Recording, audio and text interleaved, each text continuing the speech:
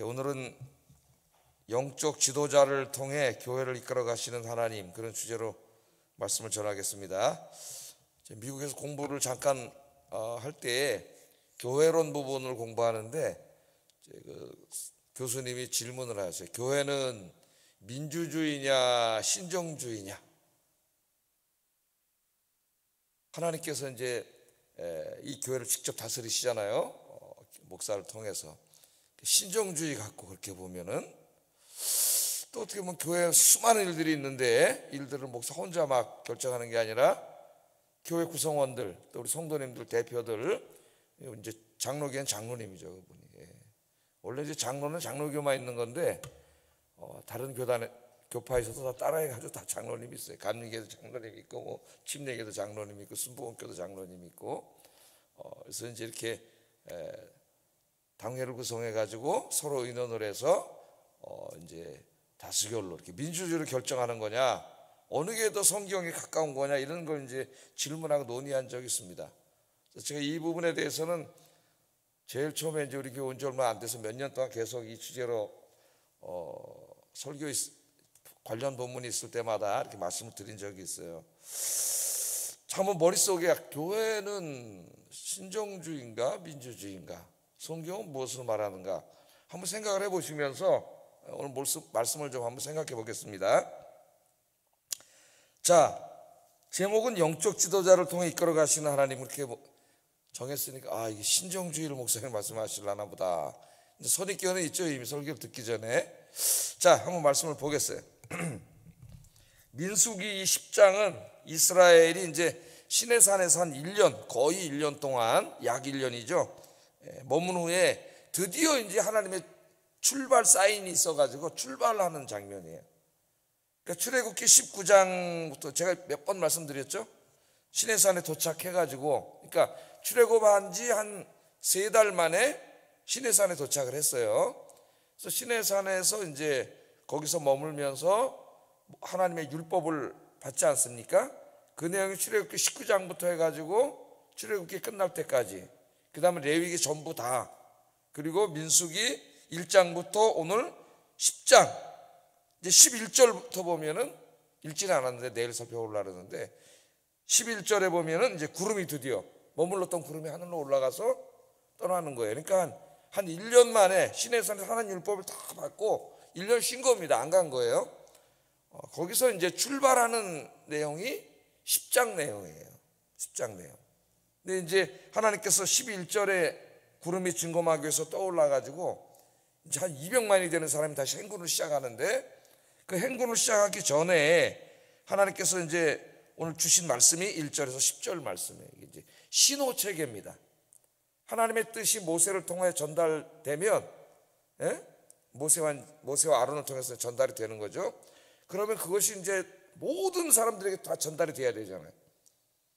근데 한 200만이 넘을 거란 말이에요. 이 사람들이 어마어마하게, 이걸 어떻게 다 효과적으로 하냔 말이죠. 자, 구름이 떠올랐어. 그러면 사람들이 우리 어제 말씀 배운 것처럼 하나님이 가라르나 보다 알겠는데, 저기 몇 시에 출발해야 되는지, 어느 그 200만인데 진영이 4진영이고 지파는 12지파입니다. 어디서부터 가야 되는지 이걸 다 어떻게 알 수가 없잖아요. 부지런한 어떤 진영에서는 6시에 일어나가지고 가자 그러고 갈 수도 있고, 어떤 데는 8시에 가자 할 수도 있고, 이런 막 질서도 없고 엉망진창이 된단 말이에요. 자, 이스라엘이라고 하는 이 공동체는 신정체제죠. 신정체제. 모세라는 지도자가 있지만은 하나님이 왕이시고 하나님 모세를 통해서 직접 인도해 가시는 신정체제. 이게 신앙 공동체예요. 그러니까 지금으로 말하면은 한 국가의 모습도 있으면서 사실은 교회의 모습이 더 강한 거죠. 인원은 굉장히 많지만은 그런 사람들입니다. 자, 11절에 이제 보면 구름이 올라가서 이제 떠나가게 되는데, 그때 이제 사람들이 어떻게 움직여야 되는지, 또 전달 명령은 어떻게 구체적으로 받아야 되는지, 또 어디서부터 출발해야 되는지, 이런 모든 부분에 있어서 하나님이 다 일일이 이제 그 하나님의 뜻을 전달해 주시는데, 그걸 다 지시를 받아서 일사불란하게 움직이지 않으면 200만 명이 아마 엉망진창이 될 겁니다. 그 안에. 그래서 하나님이 이것을 질서 있게 이제 광야길을 행군하고 또 쉬고 하기 위해서 신호체계를 만들어요. 신호체계. 200만 사람들이 다 들을 수 있도록. 그게 이제 나팔이에요. 나팔은 다 들리잖아요. 나팔. 그래서 나팔 소리로 신호체계를 합니다. 저 이제 군에서 포병 출신인데 105mm 국사 포병 출신인데 거리가 이제 저기 멀고 포를 그냥 막 쏘는 게 아니에요. 저 앞에 한 10km 앞에 포병에 눈이 있어요. 관측병들이. 그 사람들이 보병하고 같이 걸어다니면서 거기서 적군이 어디나 다 봐가지고 무전기로 이제 좌표를 날려요. 이 포병 부대로 10km 떨어져 있는. 그럼 포병 부대에서 이제 이 좌표를 숫자에 숫자로 다 받아가지고 이거 이제 계산하는 계산병들이 있어요. 그래서 계산을 막 해요. 고각, 사각을 다.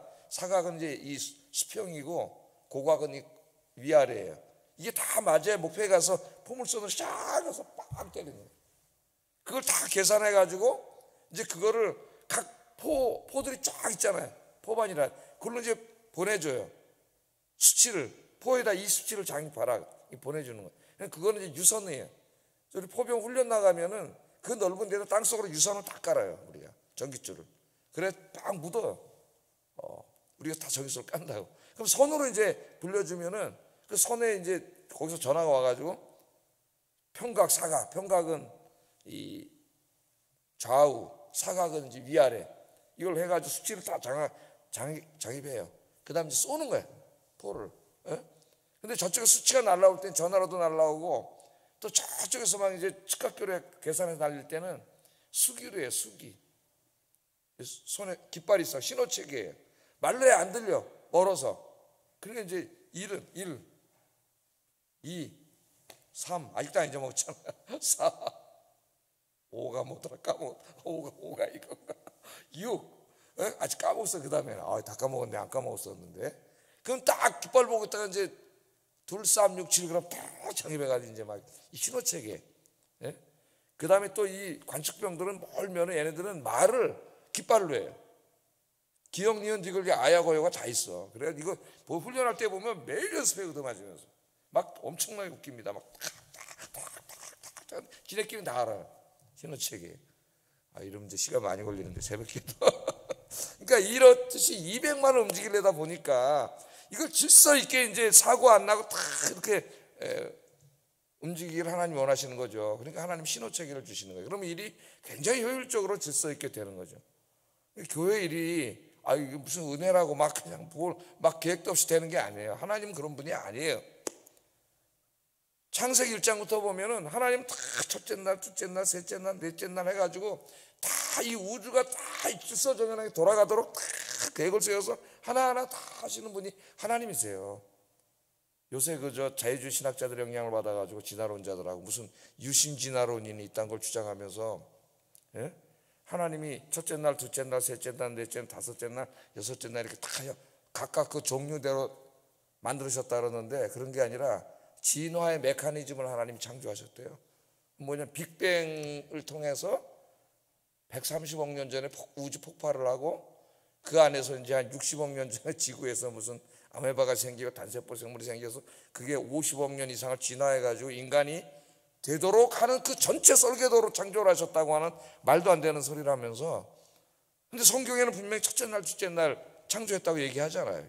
종류대로 다 만드셨다고. 그거는 창세기 1장부터 11장은 역사가 아니고 과학도 아니고 비유로 시로 말한 거기 때문에 그거는 그렇게 해석하면 안 된대. 예? 요새 이 동성애나 이런 사람들이 성경에 분명히 말씀하고 있는 것 하고 있기 때문에 부정을 못 하겠으니까 해석이라고 하는 것을 통해서 성경을 부정합니다. 요새 그 해석이 말도 안 되는 엉망진창 성경을 다 부정하는 것들이에요. 그런 식으로 해서 성경을 막 부정하고 그래요. 굉장히 더 위험한 거. 차라리 진화론은 딱 보면 그냥 아니라 우리가 알 수 있지만 이 사람들은 자기는 하나님 말씀이 성경이라고 성경이 하나님 말씀을 믿는다 그러면서 그런 짓을 하는데 안 믿는 거지. 그게 뭐가 믿는 거예요. 진화론을 진리로 믿기 때문에 진화론을 입증하기 위해서 성경 해석을 지네 멋대로 하는 거예요. 이런 경우는 기독교 역사에서 굉장히 많습니다. 역사 비평학을 도용해 가지고 성경을 지네 멋대로 해석하든지. 굉장히 위험한 사상이 요새 막 인터넷 신전들 통해서 나 복음주의자예요 그러면서 얘기를 하기 때문에 더 위험해요. 성경을 부정하는 1장부터 11장까지를 해석을 통해서 부정하는 거예요. 해석을. 예? 하나님 그 문자로 말씀 주셨기 때문에 문자 하나하나가 다 중요한데 창세기 1장부터 11장까지가 무슨 운문인지 산문인지도 구분하기도 어려운 것을 운문이라고 우기면서 박박. 그럼 시 안에는 사실이 없나요? 시 안에는. 예? 운문이라 그러면은 그런 짓을 지금 하고 있어요. 성경의 권위를 막 흔드는 일들이 옛날에도 있었는데 지금 또 다시 이제 새로운 모습으로 막 성경의 권위가 흔들리면 우리는 진리를 알 수 없고 하나님 말씀을 알 수가 없습니다. 이게 뭐 해석을 통해서 뭐 여기 분명히 문자로 다 돼 있는데 해석은 그게 아니라고 그 지 멋대로 막 해석을. 동성애 예를 들어서 금지하는 말씀이 7군데 나오는데 그럼 7군데 말씀을 부정해야 되잖아요. 그래서 성경 말씀을 안 믿는다 그러면 안 되니까 7군데를 해석을 통해서 다 부정을 해요. 하나님 동성애를 반대한 적이 없다고 하는 말도 안 되는 이 짓거리를 하는 거죠. 그리고 인터넷 이런 데서 유튜브 이런 데서 요새 뭐 유튜브 이런 데는 보지 마세요. 이상한 사람들이 너무 많아요. 그 안에. 자, 하여튼 중요한 게 이제 이 신호체계를 통해서 하나님의 말씀을 정확하게 전달하고 말씀대로 이제 질서 있게 창조주 하나님이시잖아요. 질서 있게 이제 다 움직이는 것이 하나님의 뜻이에요. 그러니까 무질서, 야나키즘 이런 거는 하나님하고 관계가 없어요. 하나님은 질서의 하나님이다. 그거고 하나님의 뜻대로 이제 뜻을 받아서 움직이는데 굉장히 효율성이 있지 않습니까? 효율적이라고 하는 말은 지혜예요, 지혜. 하나님의 교회가 무슨 효율성을 추구하는 건 아니죠. 진리를 추구하는 단체지만은 진리를 추구해서 하나님 뜻을 이루어갈 때도 지혜를 발휘해서 효율적으로 하면 좋은 거죠. 그게 지혜예요. 그거는 우리가 지혜를 짜내는 것이고 그거 이제 주셨어요. 그래서 이제 한번 좀 보겠습니다. 근데 집중해야 될 것은 오늘 뭐냐면은 이 나팔을 누가 부르냐는 거예요. 나팔을 누가 부르라 그랬어요? 제사장이 부르라 그랬죠. 이거 아무나 불러도 될 것 같은데 나팔은 어떻게 보면 허드렛 일인 것 같기도 하고. 근데 제사장은 반드시 이 나팔은 반드시 제사장이 불어야 돼요. 왜냐하면 나팔은 그냥 소리가 아니라 그 안에 신호체계고 뭐가 있어요? 메시지가 있어요. 메시지. 하나님의 메시지가 담겨 있다고. 그 메시지에 따라서 지금 200만이 넘는 사람이 움직여야 돼요. 이거 우리 교회에도 한번 가만히 생각을 해보세요. 이게 교회를 움직이는 하나의 모형이 되는 거죠. 자, 그래서 한번 봅니다. 오늘 본문은 뭐 나팔을 몇 번 볼 때는 뭐 어떻게 하고 그 내용밖에 없죠. 그리고 나팔은 제사장이 불어라 이거밖에 없어요. 오늘 본문에는. 자, 그래서 먼저 이제 모세에게 은나팔을 2개 만들라 그랬습니다. 2개의 나팔, 은으로 나팔을 2개 만들어서 하나님의 메시지를 200만의 사람들에게 소리로 전달하는 거죠. 군인들은 막 이런 걸로 전달하고 소리로 이제 전달하다. 나팔 소리로. 그래서 2절에 보면 은나팔을 2개를 만들되 두들겨 만들어서 그것으로 회중을 소집하여 진영을 출발하게 할 것이라. 2절에 이렇게 나옵니다. 그러면서 이제 신호 체계를 하나님 주신 거죠. 온 회중을 다 모이라고 할 때, 그때는 어떻게 그래요? 한번 3절 읽어보겠습니다. 시작.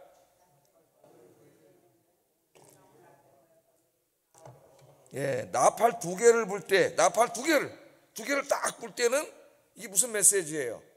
온 회중이 문 앞에 모여서 내게로 나와라. 온 회중이 나오는 메시지. 그 다음에 이제 지휘관들, 항상 뭐 전체를 다 부를 수는 없지 않습니까? 그러니까 천부장인 1000명을 다스리는 지휘관이죠. 지휘관을 모을 때는 4절에 보면 나팔을 하나만 불면 이스라엘 전부가 오는 게 아니라 누가 와요? 천부장을 부르는구나. 그럼 모세 앞에 탁 천부장 지휘관들만 이제 오는 거예요. 나팔을 빡빡 불면은 전부 부르는 소리구나. 이제 다 아는 거지 사람들이. 빡 한번 불면은 지휘관 천부장들만 탁 뛰어오는. 왜 뛰어와요? 모세한테 와서 하나님 말씀을 들으러 오는 거죠. 모세와 아론 제사장에게. 그 다음에 이제 다 이제 명령을 받고 갔어요. 그래서 지휘관들 기다리는 이제 출발을 하는 걸 알려요. 출발 신호. 그럼 가서 이제 막 다 텐트 치고 잡던 거 걷고 이제 막 성막 같은 거 다 걷고 다 출발 준비하고 있을 거 아닙니까? 그 다음에 이제 나팔을 딱 부르는데 각 진영이 이제 출발해라 할 때 5절 6절에 보면은 너희가 나팔을 크게 불 때에는 동쪽 진영에 유다 진영이죠. 유다 진영이 행진하고 두 번째로 크게 불면은 남쪽 진영이 진행하고. 그러니까 4진영으로 나뉘어 있잖아요. 동서남북으로. 유다 진영부터 쫙 한 번 불면 두 번째 오면 그 다음에 이제 다 이렇게 가도록 순서대로 가도록 이렇게 하나님이 쫙 질서정연히 가도록 이렇게 나팔 신호를 다 줍니다. 또 적군이 갑자기 쳐들어와가지고 전쟁을 해야 돼. 급하잖아요. 소집을 해야 되잖아요. 그때 이제 나팔은 9절 한번 읽어보겠습니다. 시작. 대적을 치러 나갈 때는 나팔을 크게 불지니 그리하면 너희 하나님 여호와가 너희를 기억하고 너희를 너희의 대적에게서 구원하시리라. 야, 이 나팔 소리가 전쟁 준비만 하는 게 아니라 하나님도 나팔 소리를 듣고 지켜주신다 그랬으니까 뭐 하나님 몰라서 그랬겠어요? 하나님 뜻을 알리기 위해서 이제 신호체계를 강조하시는 거죠. 또 절기를 지킬 때도 나팔을 불라 그랬습니다. 하나님께 예배를 드리고 예물을 드리고 그럴 때도 10절 한번 읽어보겠습니다. 시작. 번제물을 드리고 화목제물을 드리며 나팔을 불라 그로 말미암아 너희의 하나님이 너희를 기억하시리라. 나는 너희의 하나님 여호와니라. 그러니까 나팔 소리에 귀를 기울여야 돼. 나팔 소리.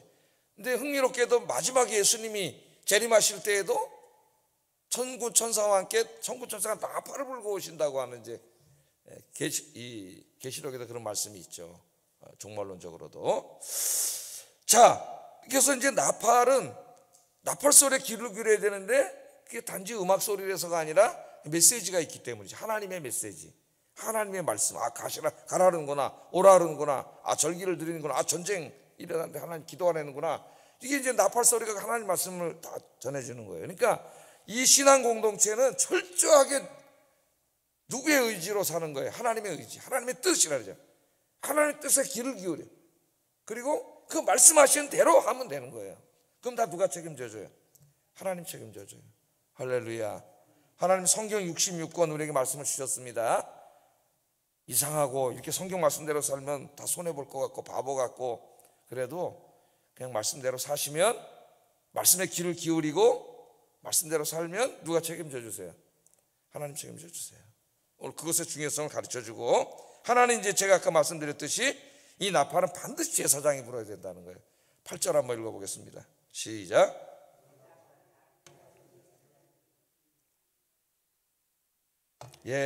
이 나팔은 아론의 자손인 제사장들이 꼭 불어야 된다. 제사장이 불어야 된다. 그러니까 이게 신앙 공동체인데 나팔 소리에 따라서 소집이 되고 움직이고 출발을 하고 또 뭐 절기도 지키고 다 하지 않습니까? 전쟁도 치르고 이걸 다 하잖아요. 그러니까 이거를 만약에 그 각 지파가 12지파인데 12지파에 뭐 한 1000부장들이 분다 그러면은 이게 나팔을 불면 자기 생각이 다 다르잖아요. 이때 출발했으면 좋겠는데 한 지파는 뭐 9시에 나팔을 불고 한 지파는 12시에 나팔을 불고 그런 말 이게 안 되잖아요. 엉망진창이 되고. 그러니까 이 신앙 공동체를 이끌어가는데 하나님이 영적 지도자로 제사장을 세운 거예요. 하나님의 말씀을 받아서 그 말씀을 전달해. 그래서 그 온 회중이 신앙 공동체가 그러면 하나님 말씀대로 순종해서 가도록, 이제 이 이야기가 내일 살펴볼 11절부터 28절까지 보면은 여기에 의해서 이제 한 지파 한 지파씩 다 이제 말씀대로 순종하면서 행하는 내용들이 나옵니다. 자, 이것을 이제 우리가 한번 오늘 아침에 교회론적으로 우리가 잠깐 한번 생각해 보는 거죠. 교회론적으로 생각해 보면은 교회도 이제 다 교회 규모가 다 다르겠죠.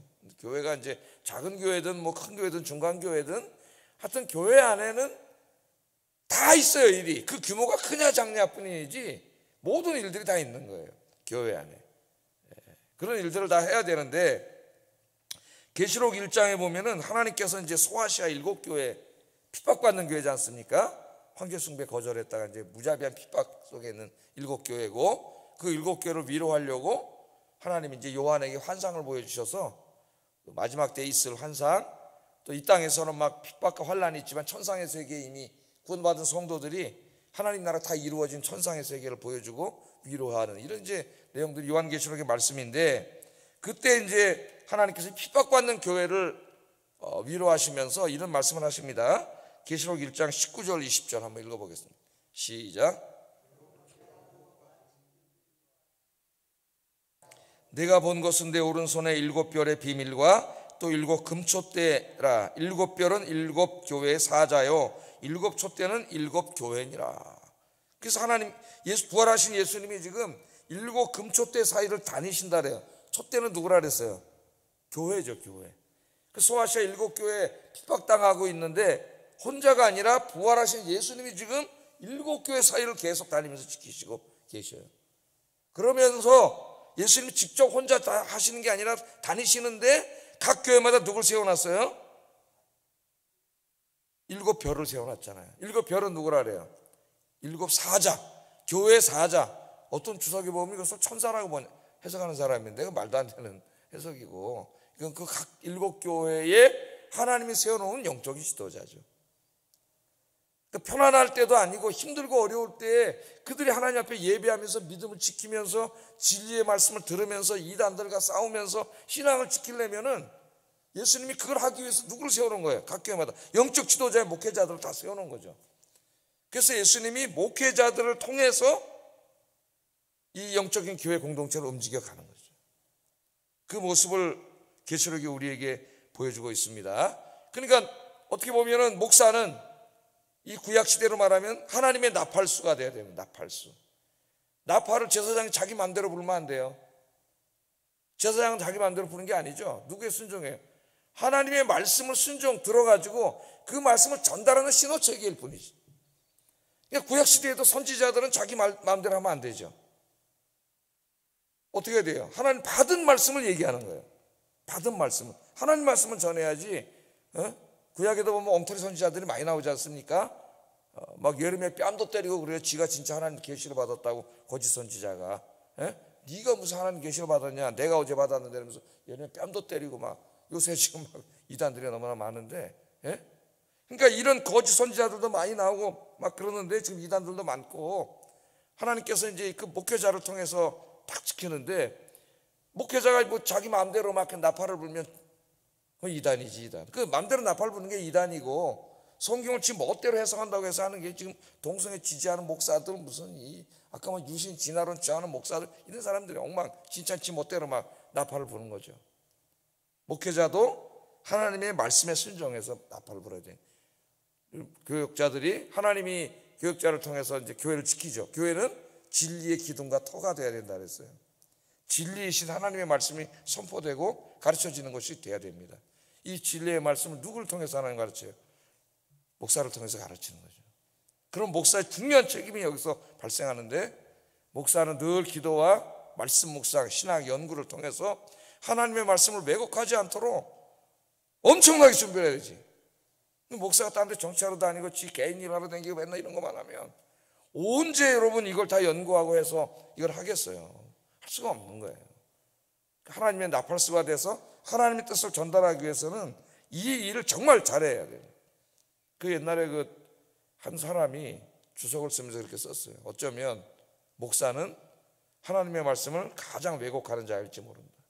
강단에서 설교하면서 충분히 연구되지 않은 하나님의 말씀을 막 주소 없이 얘기하므로 하나님의 말씀을 왜곡하는 자, 그럼 설교할 때마다 왜곡할 수가 있는 거예요. 우리 인간이 완전하지 않습니다. 최선을 다해야 되는 거죠. 가톨릭은 교황의 교설은, 공식 교설은 무효하다고 가르쳐요. 쉽게 얘기하면 제가 공식 설교할 때 설교는 무효하다 이런 얘기나 똑같은 거예요. 그건 있을 수 없는 일이죠. 인간이 어떻게 무효할 수가 있겠어요. 목사의 설교는 완전하지 않습니다. 그러나 하나님은 완전하지 않은 목사의 설교를 통해서 성도들에게 진리를 전달해요. 그렇다고 뭐 엉망진창이라는 게 아니라 퍼펙트하게 완전할 수는 없다는 거예요. 그러니까 기도하면서 최선을 다해서 하나님의 말씀을 전달하는 이런 책임이 있습니다. 진리의 말씀을. 그래서 목사나 목회자들은 기도와 말씀 여기 집중해가지고 진리의 말씀을 증거하고, 특히 우리나라 같이 이단이 막 이렇게 판을 치는데 성도들을 진리의 말씀으로, 신앙으로 잘 인도해 나가고 하나님의 뜻을 나팔이 그렇게 하듯이 정확하게 전달하는, 교회가 여기 와서 인문학 강의하는 데도 아니고 무슨 철학 강의하는 데도 아니고, 여기 교회는 하나님 말씀을 증거하는 곳이지 무슨 심리학 강의하는 데도 아니고, 하나님의 말씀을 전달하는데 그 말씀을 좀 더 효과적으로 잘 들리게 하기 위해서 때로는 철학도 얘기할 수 있고 심리학도 얘기할 수 있고 뭐 인문학도 얘기할 수 있지만, 지금 가만히 보면 어떤 사람이 이게 지금 뭐 인문학 강의하는 것 같아요. 요즘 뭐 대형 얘기하지 맙시다. 만약에 하나님의 말씀을 증거하는 것이 교회죠. 교회 철저히 하나님의 말씀을 증거해야 됩니다. 자, 이 말은 또 오해하면 안 돼요. 목회자가 자기 마음대로 내가 그럼 교회를 내 독재로 그냥 내가 하고 싶은 대로 다 운영해도 된다는 뜻이 아니에요.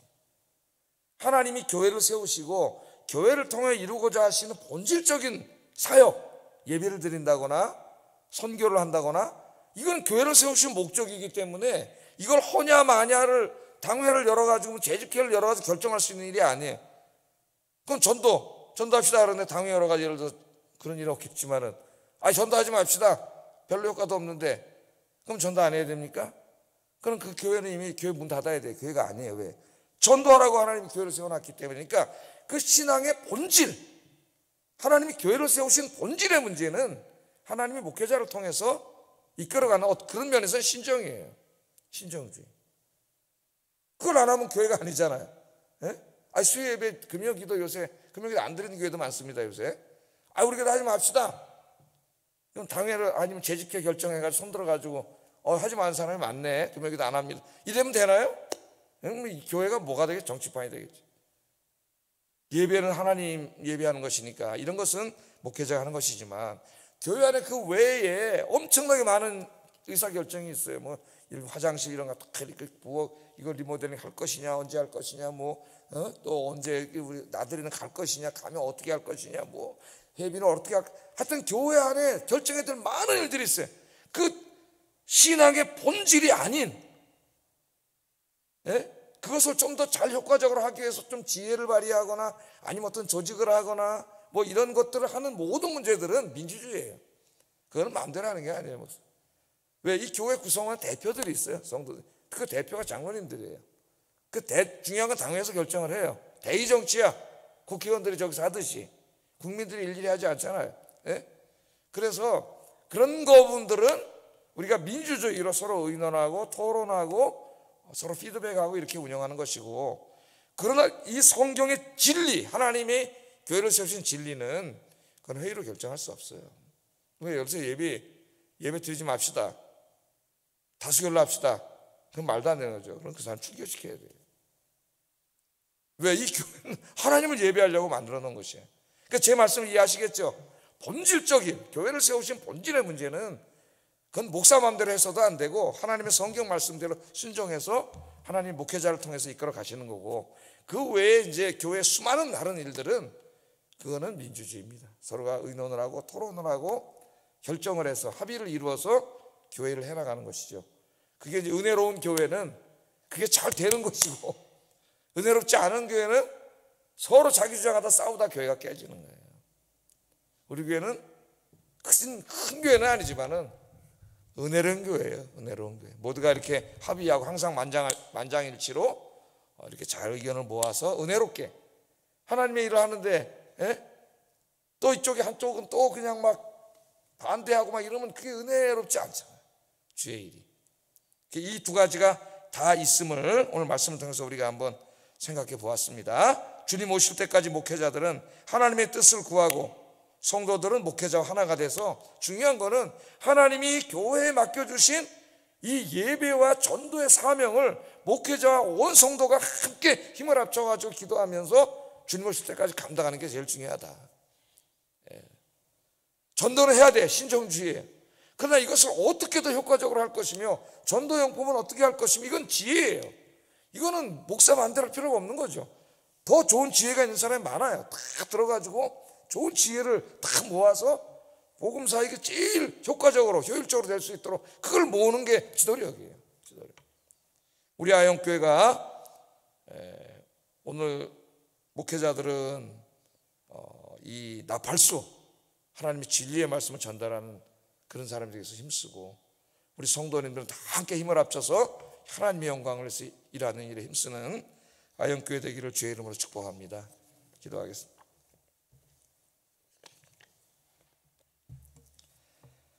자, 첫째 좀 여러분이 기도해 주셔야 될 게, 우리 목회자들, 저희 교회 목회자들뿐만이 아니라 대한민국의 모든 교회 목회자들이 늘 기도와 말씀으로 하나님의 뜻을 추구하는, 진리의 말씀을 추구하는 목회자들이 되게 해달라고 기도해 주시고요. 두 번째, 모든 성도들이 하나님께서 세우신 영적 지도자들과 연합하여 하나님의 뜻대로 하나님의 교회를 잘 섬기게 해 주소서.